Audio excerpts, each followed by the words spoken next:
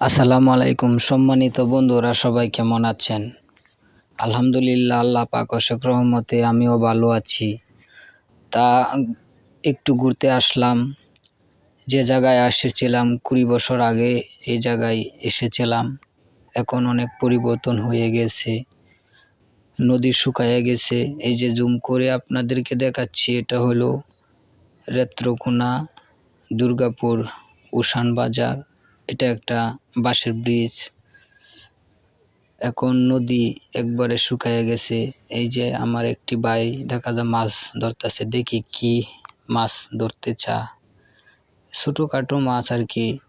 এই যে খুব সুন্দর দেখা যাচ্ছে। আর এই পাশে কৃষি করার জায়গা, কৃষি করে নদীর পাড়ে। আসলেও আমরা গ্রামের কিছু কিছু সৌন্দর্য জিনিস দেখতে খুব ভালো লাগে, এত সুন্দর লাগে বলার বাহিরে। তাই সকলের কাছে আমার একটি চাওয়া, আমি আরও নতুন নতুন ব্লগ ভিডিও বানাবো, আপনাদেরকে গ্রাম অঞ্চলের কিছু দৃশ্য সৌন্দর্য দেখাবো।